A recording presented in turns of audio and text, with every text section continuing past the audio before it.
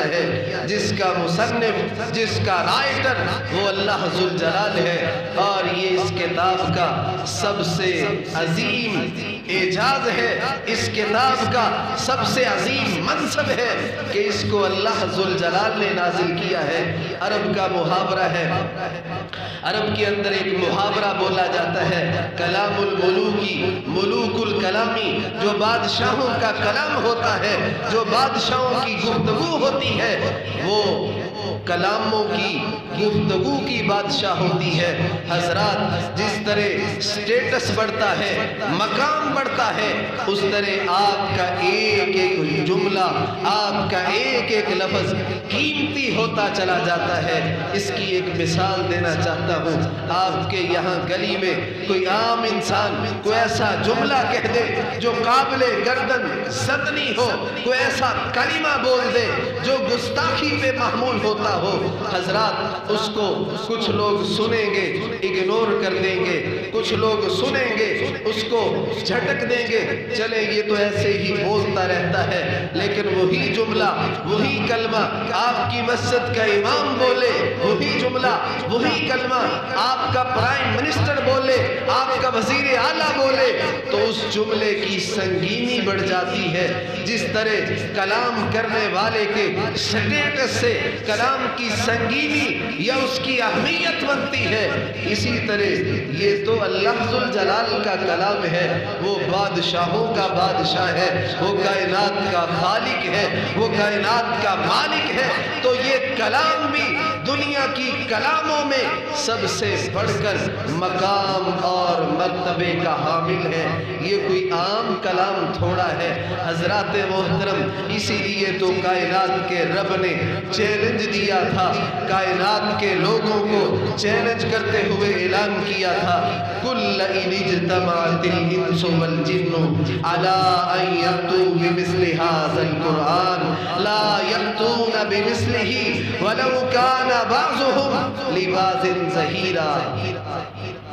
اللہ نے یہ چیلنج دیا تھا آج سے 1400 سال پہلے عرب کی سرزمین پہ عرب کے لوگوں کو اپنی فصاحت و بلاغت پہ بڑا ناز تھا، اپنے آپ کو فصیح و بلیغ کہتے، باقی تمام کو عجم گونگے سے تعبیر کرتے۔ کائنات کے رب نے محمد الرسول اللہ صلی اللہ علیہ وسلم کے قلب اطہر پر قرآن کو نازل کیا تو یہ چیلنج کیا، اے مکہ کے لوگوں، اے مشرکین مکہ، تمہیں اس بات پہ بڑا ناز ہے کہ ہم بڑی فصیح و بلیغ گفتگو کرتے ہیں، ہمارے قصیدے وہ بیت اللہ میں لٹکے ہوئے ہیں، ہمارے شعراء کے کلام جو ہے وہ سنے اور پڑھے جاتے ہیں۔ رب کہتے ہیں اگر اتنا ہی ناز ہے آؤ پھر میدان کے اندر کل ان اجتمعت الانس والجن علی ان یأتوا بمثل ھذا القرآن، اللہ کہتے ہیں اگر پوری روئے زمین کے جن و انس جمع ہو جائیں اور قرآن جیسا کلام لانا چاہیں، لا یأتون بمثلہ، قرآن جیسا کلام نہیں لا سکتے، ولو کان بعضهم لبعض ظہیرا، ایک دوسرے کے معاون بن جائیں، مددگار بن جائیں، ایک دوسرے کے ساتھ تعاون کرنے والے بن جائیں، لیکن قرآن جیسا کلام نہیں لا سکتے۔ رب نے یہ چیلنج کیا، آج 14 صدیاں بیت چکی، کسی کو یہ جرت نہیں ہوئی کوئی قرآن جیسی ایک آیت، ایک سورت یا قرآن جیسا کلام ہی پیش کر سکے، کیونکہ یہ کلام الرحمن ہے، یہ اللہ ذوالجلال کا کلام ہے۔ حضرات محترم، اور پھر اس قرآن کا اعجاز یہ ہے اس میں رب نے تاثیر رکھی ہے، اس میں اثر رکھا ہے۔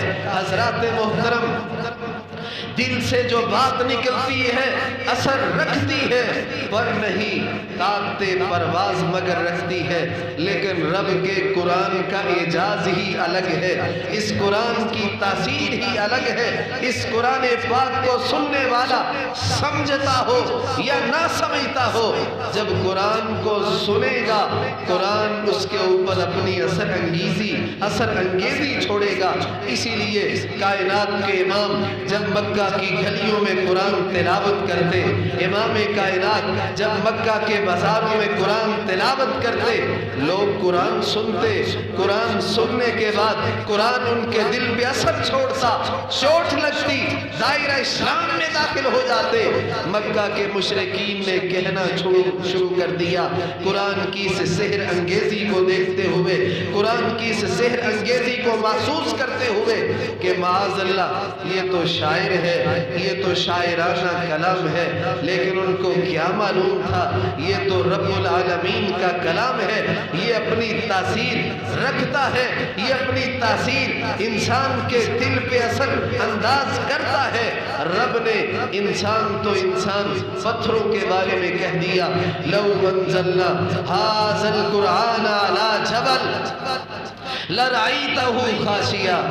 رب کہتے ہیں لوگوں اگر ہم اس قرآن کو پتھروں پہ نازل کر دیتے، اگر اس قرآن کو پہاڑوں پہ نازل کر دیتے، لرأیتہ خاشعا، آپ پہاڑوں کو دیکھتے، قرآن کی اثر انگیزی سے، قرآن کی صحت انگیزی سے پہاڑ بھی ریزہ ریزہ ہو جاتے۔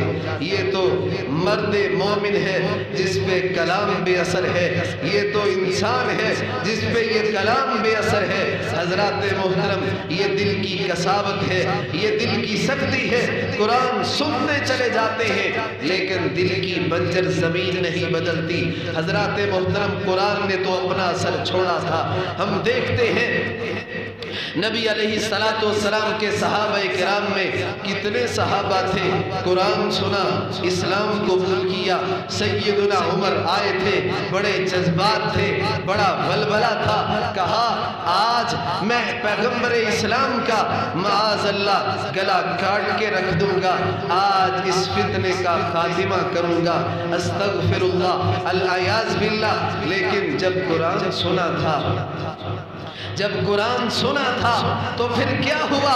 دل کی زمین بدلی۔ وہی عمر جو آئے تھے گردن لینے کے لیے، سر لینے کے لیے آئے تھے، سر جھکائے آپ کی خدمت عالیہ میں کھڑے تھے۔ یہ قرآن کی تاثیر ہے، یہ قرآن کا اعجاز ہے۔ سیدنا طفیل بن عمرو دوسی رضی اللہ تعالیٰ عنہ، عرب کا ایک بہت بڑا قبیلہ ہے دوس، اس کے سردار ہیں، مکہ میں آئے۔ مکہ کے چودھریوں نے کہا طفیل آپ یہاں پہ آئے ہو، یہاں پہ ایک جادوگر ہے، جب وہ بات کرتا ہے اس کی بات کے اندر اتنا اثر ہوتا ہے کہ دل موہ لیتا ہے، آپ کہیں اس کے ہتھے نہ چڑھ جانا۔ حضرت طفیل بن عمرو دوسی نے اپنے کانوں کے اندر روئی کے گالے ڈال لیے کہ مبادا میرے ذہن میں، میرے کان میں اس جادوگر کی آواز نہ پڑ جائے۔ اللہ اکبر کبیرہ۔ لیکن پھر کیا تھا؟ بیت اللہ میں دیکھا ایک شخص اکیلا تنے تنہا کھڑا ہے اور قرآن کی تلاوت کر رہا ہے، یا ایھا المزمل قم اللیل الا قلیلا، یا ایھا المدثر قم فانذر، قرآن پاک کی تلاوت کرتا جا رہا ہے۔ سیدنا طفیل بن عمرو کہتے ہیں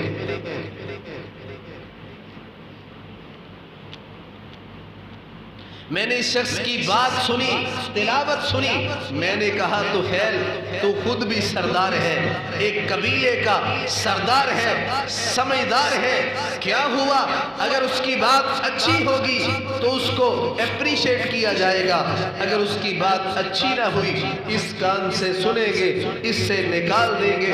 اپنے کانوں سے روحی نکال دی۔ نبی علیہ السلام بیت اللہ میں کھڑے ہیں، قرآن کی تلاوت کر رہے ہیں، تلاوت سنتے رہے یہاں تک کہ کہنے لگے طفیل تو سمجھدار ہے، یہ کوئی شاعر بھی نہیں ہے، یہ کوئی مجنون بھی نہیں ہے، یہ کوئی پاگل بھی نہیں ہے، اس کی باتوں میں کمال کی بلاغت ہے، اس کی باتیں تو انتہائی گہرائی تک جا رہی ہیں، اس لیے تجھے سوچنا ہوگا یہ باتیں کوئی عام باتیں نہیں ہیں۔ طفیل نے سنا، جب سنا دل کی زمین بدلی، دل کی